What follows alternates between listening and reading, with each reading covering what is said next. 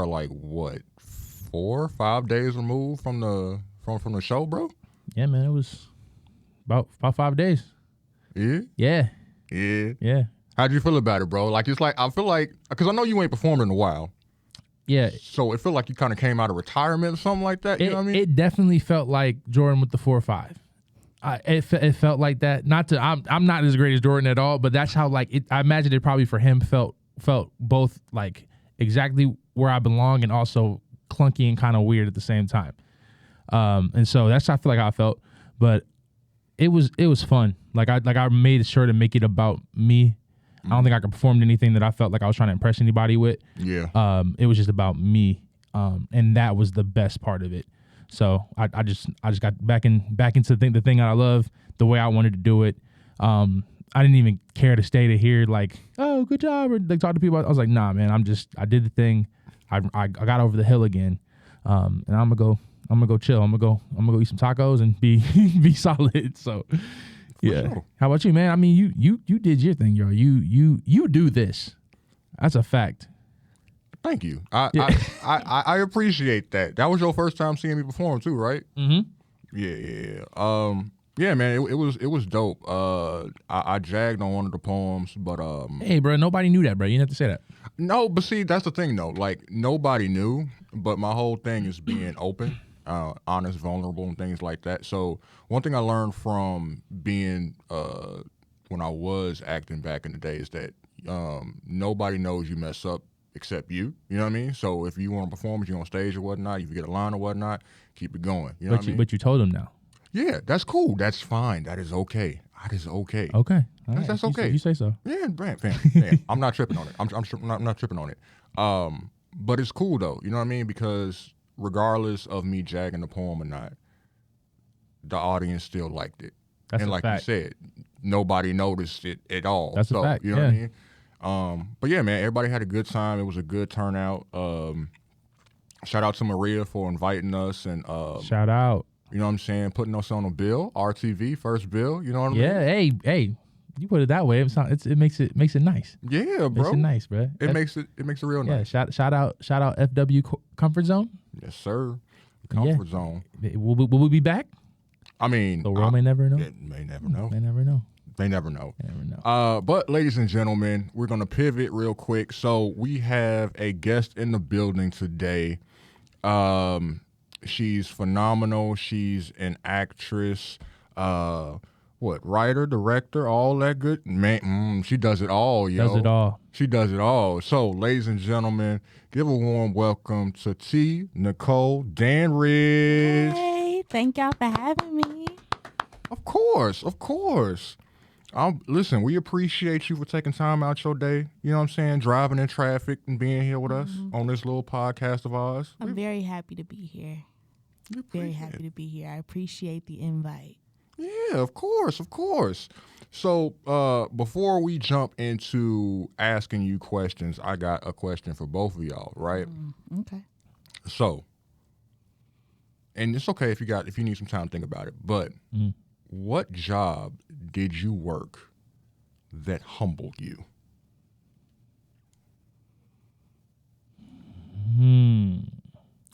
That humbled me? Yes, that humbled you. That like you were like, yo, this job is easy. Like I got it. Like it's cool. No problems whatsoever. And then maybe like after the first week or so, it's like, yo, this was not what I had envisioned at all. Listen, I'm about to tell a story that's going to give us some time to think about y'all answer. Okay. I think it was 2012. Yeah, 2012, fall 2012. I got hired at Macy's to do the holiday stuff. So I got hired like 2, maybe 3 weeks before Black Friday. And so I only had like 2 shifts before Black Friday actually happened.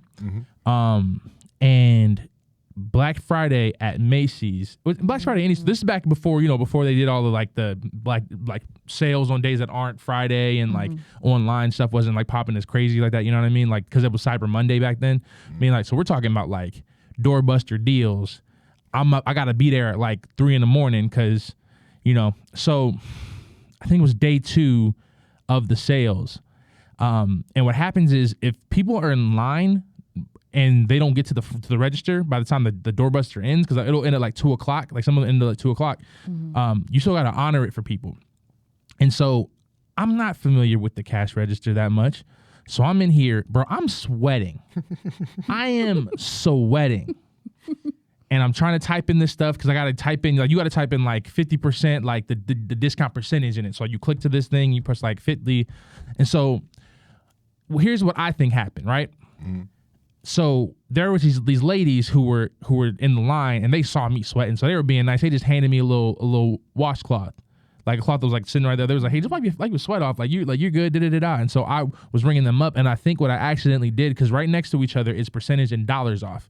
Yeah. So they should have got 50% off of the item. What I think I did was give them $50 off of the item, which was not like $50 off the item was way more than what 50% would have been. Yeah. Just because I'm a mistype, right? And so because like character wise, like I'm just not built that way. I would never. And so the next time I have a shift, I think it's like the next day or the couple days after, like that, loss prevention is like, or like someone's like, you come with me like that, and I was like, oh, like word, like bro, I'm a good guy. That's all, I'm like, so you have to understand, like there was no point in that I think that when they asked me to come with them, I was like, oh, like something bad happened. I was just like, oh, like I don't know, like they just first job. It was my first job actually too. So like first job outside of like so. I was like, all right, like got into the little room, and they kind of it's kind of like an interrogation kind of thing. They trying to put you in the back because then now I'm in loss prevention, and they're like, so we saw you did like X, Y, and Z. Like, why did you steal from the company? And I was like, I'm sorry, what?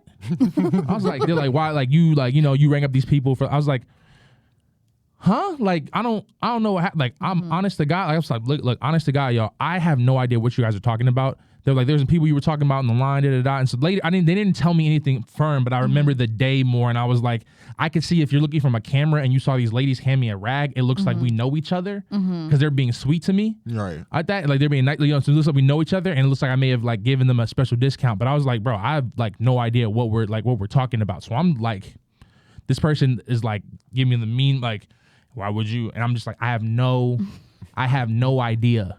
I don't know. So they suspended me for like, I think a week or like 10 days or something like that. And then finally brought me in. They were like, okay, we're going to let you go. And I was like, at that point I was like, all right, cool. Like this is over. Cause I was out for 10 days, kind of like, what y'all going to do?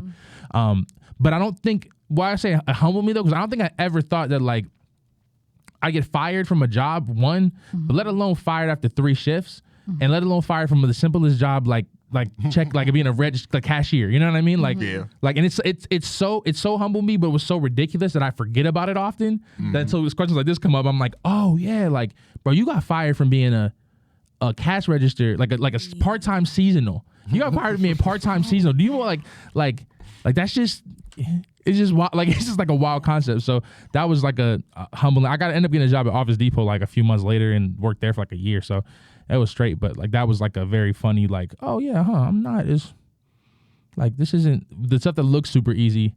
You still have to be like, I guess I still pay back to like it was a complete accident, but at the easiest job you can imagine. Like I don't like, So yeah, that's my story. I still shop at Macy's because they got good deals. They do. It's just They what do. it is. But yeah, I thought I would have been bitter about it, but never was. Yeah. Yeah, no. So, Wow. yeah. You got one or you still need time? Well, I've never been fired. Okay, yeah. I've never been fired. Oh, lucky you. But I would say my first real job, I was always the family babysitter, nanny. But I was way at school, Illinois State University. And I was looking for a job.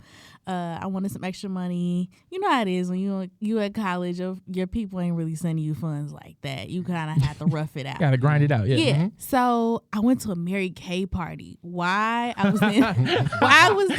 don't know why my friend threw this Mary Kay party. And then the consultant was like this older lady. She old enough to be my grandmother. Yo. And she actually was over what they called the night operations management department. What it was glorified security guards, right? Yeah. So we would check people into the dorms. So she's like, y'all want jobs? I got y'all. Come see me. It's the highest paying job on campus. And I should have known then that there was a reason. Like this was 2007. And I don't know what minimum wage was, but that job paid like $11.25 an hour. I'll never forget. That was a lot back then. Mm-hmm. A lot. Yeah.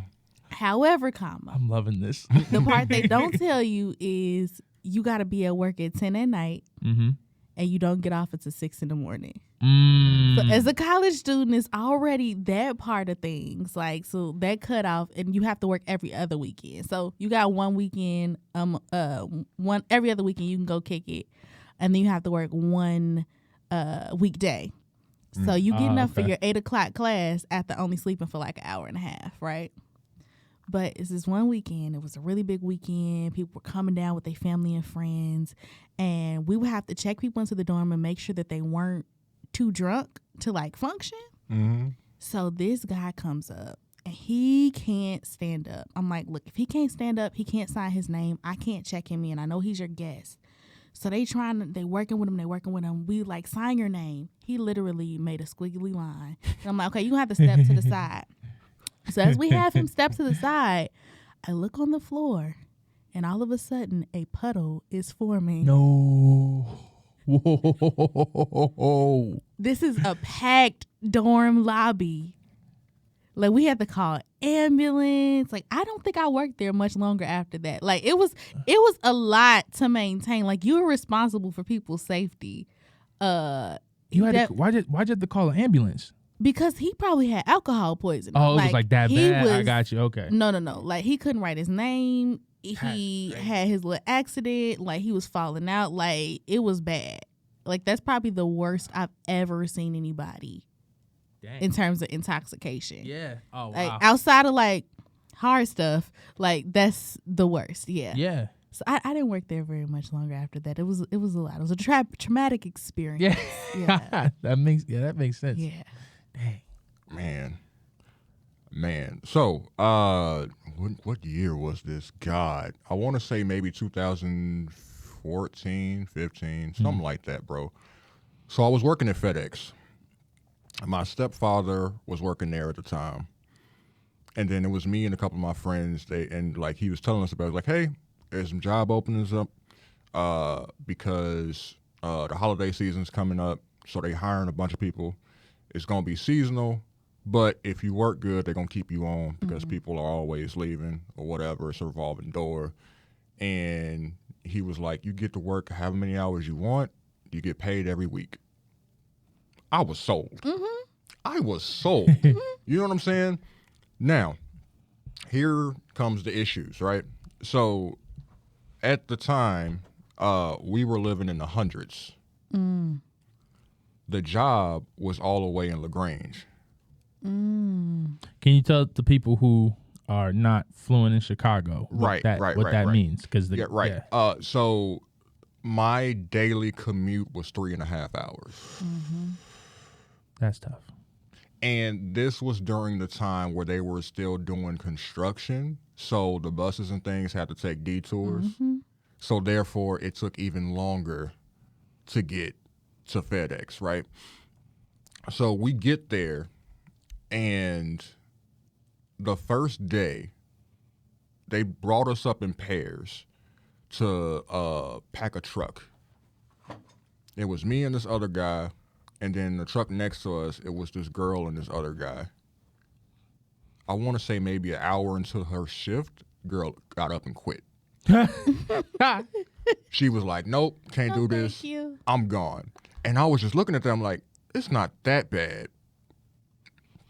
I should have left right along with her, yo. Dang. It got worse. So working at FedEx, it's a warehouse. The doors are always open. So there's no such thing as having any kind of heat or any kind of air conditioning in there. So whatever the weather is outside, it's times 10 on the inside. And it's even worse inside of the truck because it's metal. So I'm there. My supervisor looks like a skinny version of Hulk Hogan. How can you wait? That doesn't even make how, Bro. Skinny Hulk It's Hogan. the hair. It was the hair. It was the hair, the mustache, Okay, got the you. whole shebang, bro. And I'm just, and like, it was funny looking at him because I'm just like, bro, I can't take anything that you're gonna say, because he would say brother like after. You Wait, know what like for real? Oh yeah. Yeah, bro. Hey, yo, that's funny. You know what I'm saying? That's it. I'm gonna play the part. Yeah, exactly. You know what I'm snap. saying? You know, you got to move these over here, brother. And I'm just like, bro, I'm trying not to laugh at you right now. But no, so it was that the coworkers I had were like fresh out of high school. Exactly. That sound right there tells you everything that you need to know, bro. So they were like, they would just be acting a fool, bro. Acting a fool all day long. They would go in the bathroom together and play and like have soap fights and things, bro. And I'm just like, fam. Okay, I'm looking as I'm just like, because one day I just walked into the bathroom. This is before I knew that they was having soap fights, bro. And I walked in there, and they're just having like hands of soap just slapping each other. And you know that Simpsons episode where Bart's granddad walks into the place and Bart's sitting at the desk and he sees Bart and he just takes a U-turn right back out? Yeah, that's exactly what I did. Oh, tink tinks. Man, it was terrible. Terrible. Yeah, people tried to flame me because of my height and everything. I wound up hurting my back because they didn't want to come help me lift a trampoline into the truck. And so you get timed. Like you have to go a certain speed and get like of putting things in the truck. Like every item that goes in the truck has to get scanned. And so if you don't do it within a certain time frame, like you can get written up for that and fired. So it's like, yo, this has to get on the truck or this is my butt. You know what I'm saying? Like this needs to get on the truck. But they were just playing around saying they come down and help me. And this is like waiting 45 minutes. And I'm looking down on the other end where most of them are at and they're just joking around. And I'm just like, all right, it's okay. I got this. I got down into the position of how, you know, you pick something up heavy and whatnot, and I tried to lift with my knees, and it was like my knees instantly tagged out to my back, and my back was like, I got it, guys, don't worry about it. All without my consent, by the way. And as soon as I lifted it up, bro, my back was done. Like I pulled something. Like I had to go to physical therapy, in which they paid for, obviously, because I got hurt on the job, workers' comp. But after that, I quit, because like it was because listen, bro, because like we're talking about in the fall and winter time. Yeah. So traveling 3.5 hours in Chicago cold in the winter for work. Yeah. No. That So- checks out. Yeah. So that job haunted me, bro. I was like, you know what? I can't do physical labor jobs. I'm okay. I'm not built for that. I'm not. That's fair. That's Yeah. I'm not. But back to the main reason why we are here today. T, how you feeling? I'm good, Vash. How are you? I'm great. So, you first off, so I listed off a few of your accolades. Is there more? Is there more things that T does that I did not list? Yeah, like humbly brag about yourself. Yeah. Humbly yeah, brag. exactly. Okay. Well, he's saying humbly. You ain't that's got to be gonna humble. You do hard. what you want. Yeah. Okay. No, I am an actress, writer, producer, director. I produce my own content a lot of times. However, I am formally trained. I did go to school for theater, and then I branched off into TV film. I still revisit theater quite frequently as my first love. I love all things creative, design wise. Yeah, I like seeing the bigger picture, whatever that means. Like if that's in film, if that's like event design, I like looking at something and seeing the bigger picture and how it can be transformed. Yeah. Okay. I like that. Yeah. I like that. You know what I noticed? Mm-hmm. And this is a sidebar. Our family is mad creative, yo. It really is. Spoiler alert. T's my cousin. Yeah. Spoiler alert. But Yeah. We're cousins. First cousins at that. exactly. But yeah, like I just look around everybody and it's like, we all creative in some type of way, shape, or form. Yeah, like we could figure some stuff out. Like we'll figure it out. Not like legit. It's a whole bunch of creatives. Most people can hold a note. Mm-hmm. They can hold a couple notes. Mm-hmm. Yeah. Like I think it's something in the bloodline. Something. This is another sidebar, if I can say. Mm-hmm. I actually went to the family reunion in San Francisco in August. Yeah. And the Danridges, it's a whole, you dig. Like, imagine being in a room with like 150 people and everybody sings and they pass the microphone. Oh, gosh. And I'm like, hold on. Like, I didn't come for here. Like, I just came to meet y'all. Like, it was so bad. My daughter got put on the program. Like, nobody told me. Nobody told me. My 6-year-old, like, we're visiting from out of town. My 6-year-old somehow got put on the program. It's a whole band. They hand her a microphone and was like, sing this song. I'm like, hey, y'all, I could have prepared her. Like, nobody told me she was doing this. Does she sing, though, for real? Like, is there a reason My why baby they had never sang in public by herself. Stop playing. Stop on the program? Yes. It was a song my dad used to sing to her. Yeah. And when our cousins who talked to my dad all the time called her up, was like, yeah, we want you to sing your Papa's song. And my mom, I think, knew about it too, because she called her up. I'm like, wait. So my baby freaks out and is like, no, I don't want to do it. Like, she has a whole little breakdown in front of everybody. By the end of it, she went back up and sang it. But like, it's a thing. Like the family picnic, we all stood around and sang. Like, it's a lot of singing. Man. Like, mad talented. I met another cousin who's a film producer out in California. Like, wow. Something about them Danridges. I mean, our great grandmother had 18 children, so true. Yeah. So it had to trickle down some kind of way. Yeah. Yeah. Yeah. So with that being said, what inspired you to get into theater, which in turn you branched out into all of these other things? I think I've always been a performer at heart, but the actual like formality of it, I was in high school. I had joined the band because my brother was in band. I went to Thornridge High School in Dalton, and the band hallway is connected to the theater hallway, at least it used to be. And I happened to venture over to the theater hallway, and I'm like, this kind of cool. And then I found out that they went on trips weekly. Like, band sat in a room. You only did something if you had a competition or like a special event. Speech and drama, every weekend they were gone. So I'm like, you know what? That's a selling point. So I went over there and kicked it with them for a little bit, and then I just never found my way back to band. Like, I legit was ditching band, which was a class too, to go to speech and drama practice. And I fell in love with it, and I stayed. And yeah, like, I found like my thing, like, that I really, really just enjoyed, loved. It's something about digging into a script and becoming another person, and yeah, it's euphoric. It really is. What's been a character that you've like?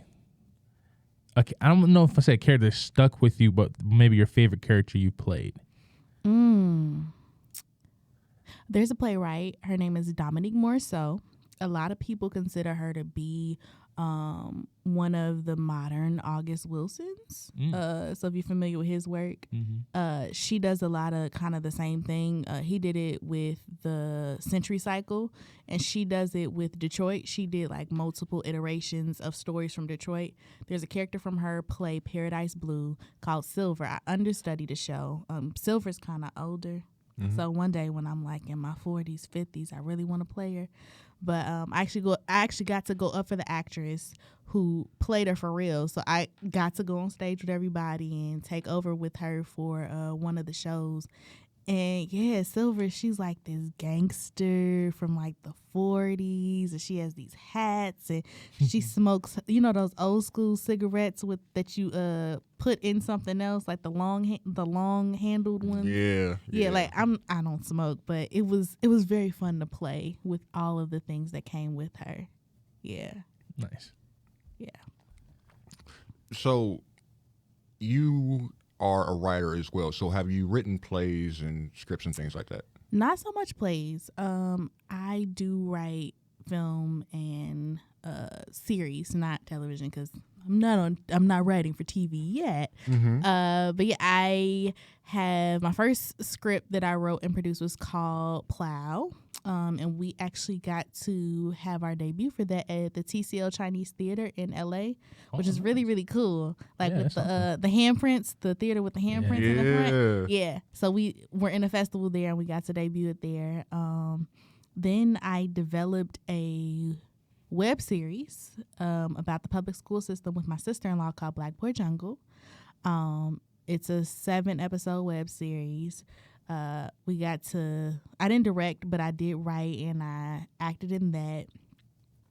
During the pandemic, I was able to write another short film called Cadence. We hope that'll be out very soon. We're just waiting on a couple of things to wrap up with it, and we'll be submitting that to festivals. And right now, I just wrapped production on another web series that'll be out in March.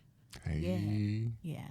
All right. So, as you know, web series are kind of like I would say a newer thing. I feel like they've been around for like about a decade at this point. But there's still something that's like, I feel like from a mainstream standpoint, people are like getting into and stuff like that. What's your like favorite part about being a part of that avenue, of creation and putting stuff out there for web series? Like really being able to have your hands on it and control it. So if I was to work in a writer's room, when I work in a writer's room, because that is something I desire to do, you don't really have a say-so.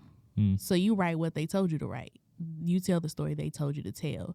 So with web series, I get to take ownership and onus of this thing and run the show. So I'm the showrunner, I'm the producer. Like I really get to have my hands in it and control the final product in a way. And it's like you get straight to the audience. So you don't have to go through the Hollywood system. This may be a terrible equivalency. You can tell me if I'm wrong. It almost sounds like web series are kind of like mixtape underground. Like no, that's real. That's what's up. Yeah, and then like a lot of times you get to do it with your friends, and it's not as much pressure.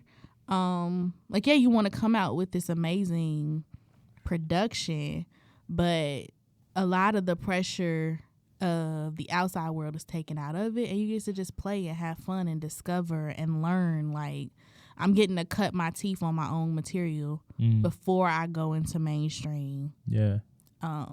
Yeah. That's awesome. No, that's dope. Because me myself, I'm gonna be starting that journey and dipping my toes into like the little web series thing. Because I was telling him before you got here, is like that's something that I want to do. Because like when I was promoting my book earlier this year, like I made a couple of skits, and it was just like, wow, they were received pretty well, and it's like, I wonder what I could do with more than just 30 seconds or a minute. You know what I mean? Like 5-10 minutes. Let's see like what I could do creatively and write and everything like that. But to be where you are and do the things that you've done, that's really dope. And that's really inspiring. You know what I mean? Because you saying that you were in band, but then you found theater and you just were naturally gravitating pulled to it. And here you are now. Like that's inspiring. You know what I mean? Because you have some people now in school and everything, they're just like, well, I don't know what necessarily I want to do, or like this path has been set already before me, and it's not necessarily expected of me, but if I were to walk this path, nobody would think differently. You know what I mean? But for you to go off and do this thing, yeah, like it could definitely inspire the youth to be like, yo, I wanna explore my options. I wanna do something that's not predetermined for me. You know what I mean? Yeah, I'm a big proponent of people really finding out what they're called to. And I really give my mom, both my parents, credit for not putting demands on us like you have to go this route. You have to do it and you have to do it this way. They really wanted to know like what we liked, what we were drawn to. They let us figure it out. Because I tried a couple different things until I found the thing that was really me. Like they really let us all go on our own path because we all do our own. We do a lot of the same things, but we do it differently. And then as a parent, I'm not necessarily, I don't know if I can say this in the space we're in, but I'm not necessarily a proponent that everybody got to go to school, like in the way we look at it. Like me and my husband are talking now about our children. When people say, oh, what school, what college you going to go to? I said, if she wants to go to college. Like, I'm putting it out there for her now. That's not your only option. If that's not what you want to do, don't waste your money, baby. Yeah. Don't waste my money. It's only gonna get more expensive. Yeah. Like, what business do you want to start a business? Like, what do you want to do? What's really on your heart to do? I don't want to put something on you that you're not even like. A lot of people, I think, with the millennials, we're 30 and 40. Trying to really figure out who we're called to be because we weren't allowed to be who we were called from the jump. Yeah. To add on to that, if I could, I think the whole school thing, when our parents were coming up, that was like, yo, if you want to be successful in anything, school is the only option. And it's not saying the school is bad, but now that we're in the times that we're in, we have people that are on YouTube all day that make videos and content that ain't never stepped a foot into college, making more money than the people that have went to college. You know what I'm saying? So when we look at that reality of things, it's just like, no, there are other options. You know what I mean? And I think that's harder for the generation before us to kind of sort of accept because, you know, they came up during different times and whatnot. They were really big on stability. Like that's what they run after. I talk about quitting my job all the time, my 9 to 5. Like it's not necessarily my end all be all. I'm working it for a means to an end, but there's an expiration date on that job. I won't be retiring from there. And to say that to a baby boomer, they're like, you got that good job with them benefits. Yo, I always think about that too. I think about like I mean, obviously we're all black here, but the like you know what that meant to our parents' parents and how they gave that to them and how there was like, you know, I think there's a certain level where like, so I can't put off family business like that. But what I've noticed though is there's certain things that I know that my grandmother got from her mother that she gave to my dad that are like worries about things that don't really like exist for me in 2023, but for my great grandmother in the 30s and 40s that made all the sense in the world. You know, you come out of post depression, that's real stuff. But now my dad does stuff that he got from her via her mother and trying to give to me, and I'm looking at him like It doesn't apply. It doesn't. Right. And so like you said about the parents and how they like instill stuff in us, it's like, yeah, like we're in a different age and era, right? I like the you ain't gonna do nothing playing that game all day.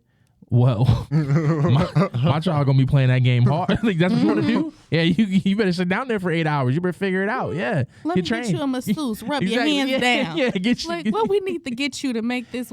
Yeah, it's just so funny how it's entirely different. And I'm grateful to be in the era that we're in, where we're a little bit more aware. Like we have the freedom to be more emotionally aware.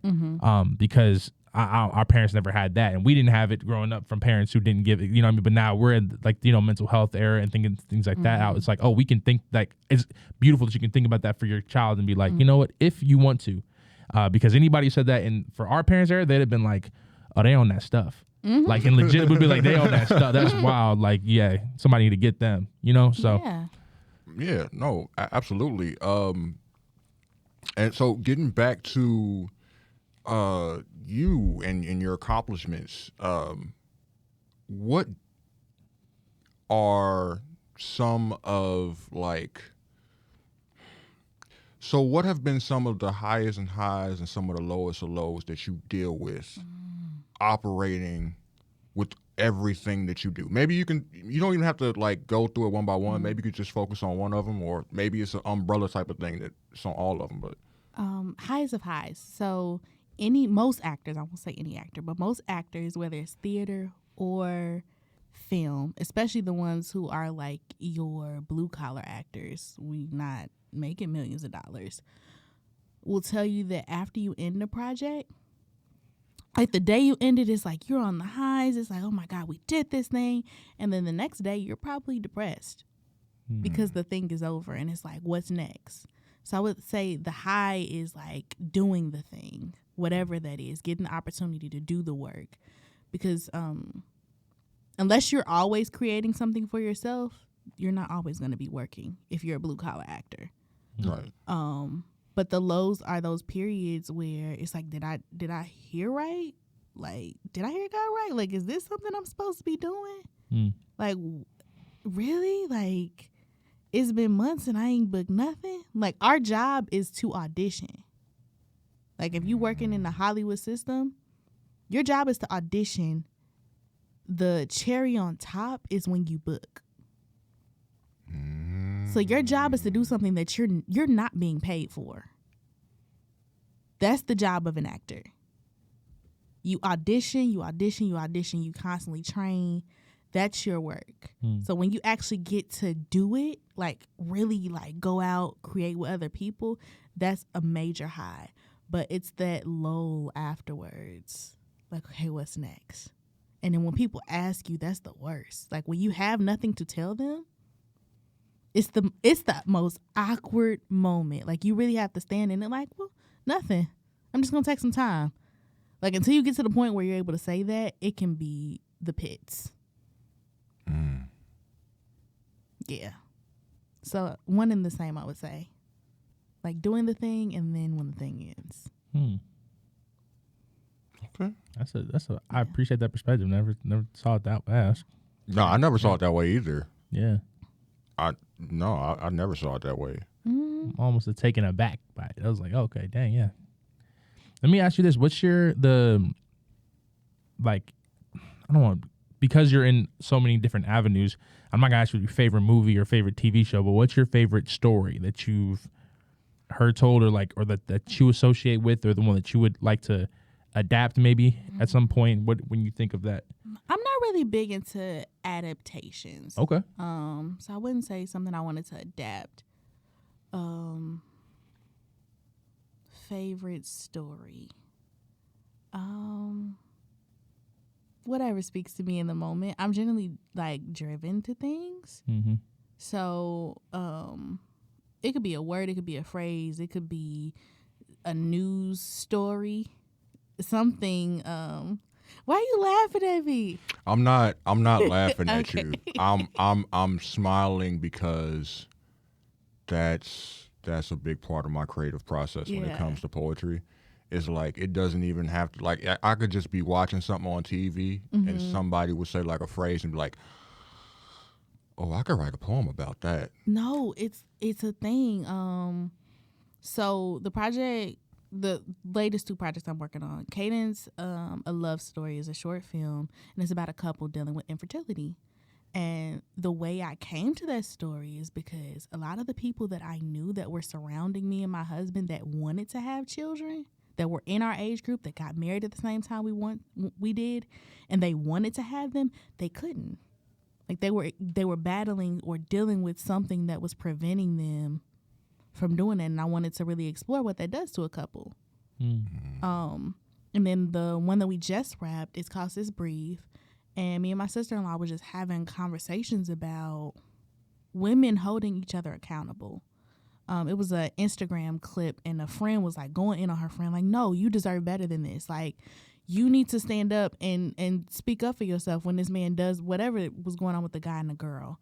And it was women having real conversations and feeling free to be vulnerable. Sometimes I feel as a Black woman, we're called to be super women.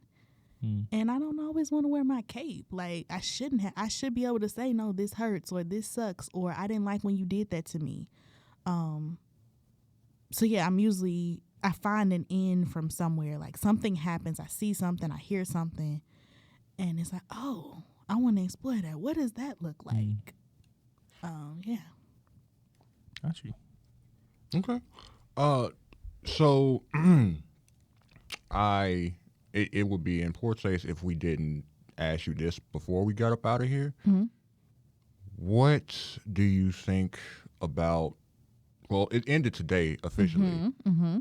but what do you think about everything that's going on in Hollywood right now with the strikes and everything? Hey, way to go with the timely question. Yeah. Go, there you go. Hey, Timeliness.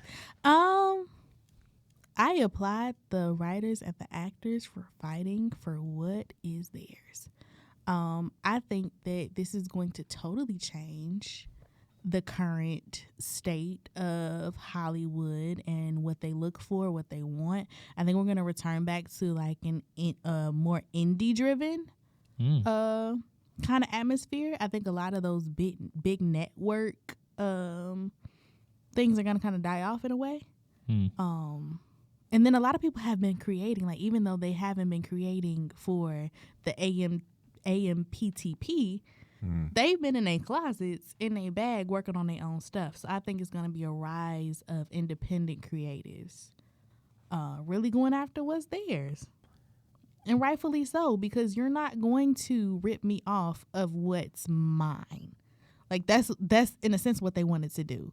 Mm-hmm. Like you want to literally steal my whole, you want to body scan me and use it in perpetuity? Like even after I'm gone? Like you literally want to steal me. Right. Who does that? The audacity. So yeah, I think it's going to be a return to independence, standing up for themselves. Yeah. That sounds exciting. I remember you talking about the independence, like rise. That I was thinking, like one of the coolest things is watching A29 pop off, because it's like now we're at the point where like every year when it comes to Oscar time, one of their films is up here. Is it A24? A24. Yeah, oh my gosh, yeah. A29 is something. Okay, yeah. A24. Yes, yeah. But no, A24. I'm like that makes me excited about film, because like there's just a lot of different avenues within all of it, and like.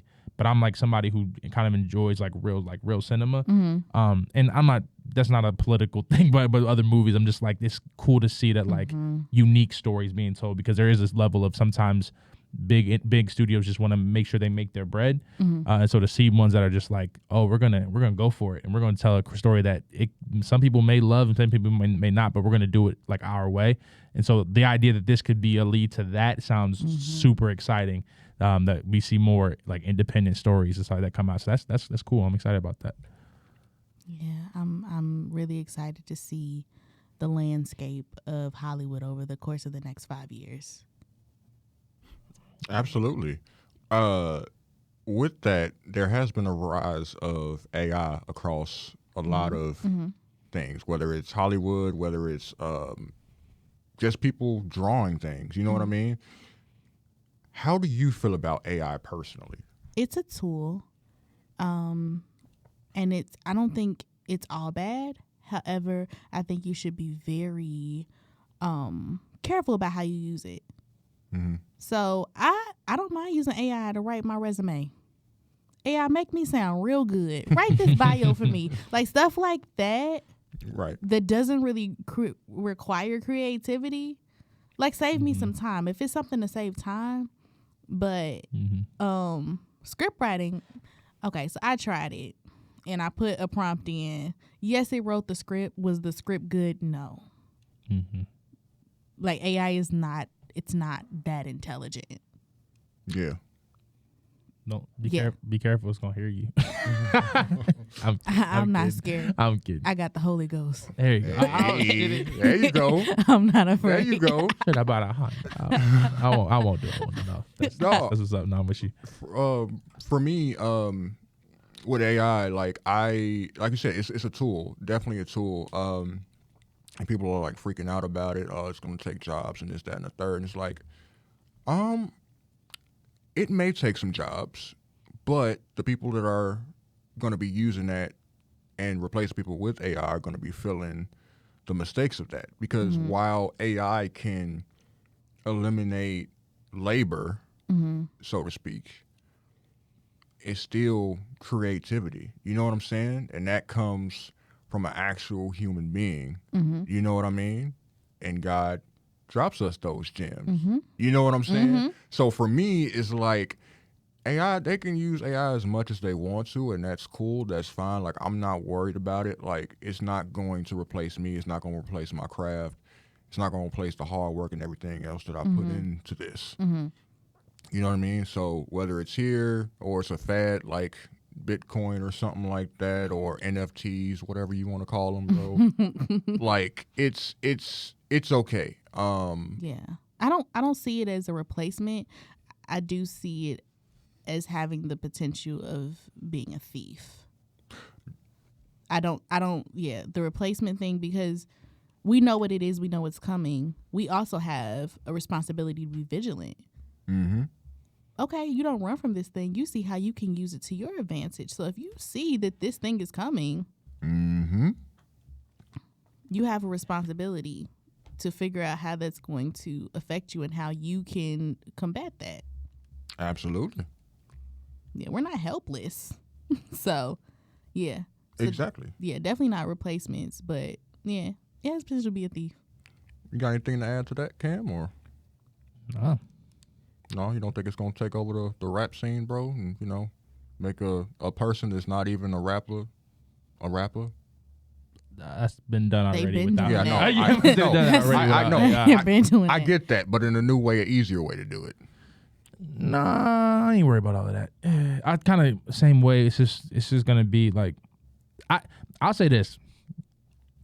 My friend sent me a YouTube link of a AI Drake album, and I was shocked at how many songs in there that I was like, that slaps. And if Drake actually put that out, like that would be dope. But I think that, like, from a sonic standpoint, like, just with like the right ears, you can hear the difference between like AI and like real like art, and real creation. And so I'm not like, I think it'll always be fun to see like what would have happened if Michael Jackson would have made a song with, you know, like Ice Spice or whatever. Like like what would have happened? You know, like, that'd always be fun, but it's not gonna do anything to actually like hurt. I think. I would be interested to see, because they probably can write things that then people can improvise off of, and so that would probably hurt songwriters. But I'm not too worried about it. Again, I think the culture will continue. Like, music's always changing, just like every other art is. And so when AI figures out how to do what somebody did like 5 years ago, there'll be something happening, things changing the thing. So, yeah. Word. Word. Do you have any more questions, good sir? I do not. I appreciate you being here, though. I do. Thanks for having me. It was fun. Absolutely. So before we let you go, wrap things up, do you have anything that you want to promote? And also, if you want to, do you want to share where people can find you at or your work at? Actually, so for the series that we have coming out right now, we are actually looking for music. So with our last web series, we did all original music. We had people submit stuff, and then we would actually put that on the series instead of trying to use a clip from somebody who's already known. We want to use somebody who's independent as well. So we are looking for music that is especially written for women or by women. However, we're open. Like, if it's something good, it's good. And you can actually submit music or find me. I am on IG at a cup of tea. That's TI _. So a cup of TI _. And then in my bio, it'll be a place for you to submit music for this new series that's coming out. Yeah. What do you know? Do you know what you're looking for in terms of like? Yes. Like so specifically, we're looking for soul, R&B, and Christian gospel. Got you. However, we are open to some hip hop. I'm a little biased. Like, I'm a little biased. Some leaning more old school leaning. Like, you know, like back in my day, early 2000s. You know. Open call for all the listeners, man. So you know where to go if you want to submit your music. That's what's up. Oh, and you can view the web series that's already released on YouTube. If you go to Blackboard Jungle web series, the whole season will pop up. It'll be a playlist with all 7 episodes. Hey. Yeah. And I'll make sure I'll put all that information in the info description, all that other good stuff.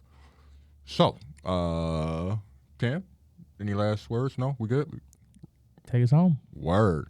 So, ladies and gentlemen, this has been reset. We don't even introduce ourselves no more. We just what we do, you know. Yeah, they're here. They know the vibes.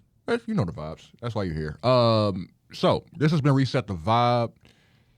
As always, be kind to one another. Take care of one another. Nope. I said that with conviction too. I thought that's I had crazy. That. This is crazy. your thing. I know it's my thing. You keep messing it up, and I gotta come through. Yeah. And I gotta. Yeah. I hate doing this from you, man. It's your thunder. You keep making me come in. It's not my thunder though. Okay. I just want you to know I see myself as like lightning. You'll always be the thunder. You know what I mean? Ooh, you the guy. I like that. I like that. I like that. Ladies and gentlemen, take care of one another. Be kind to one another. And as always, love.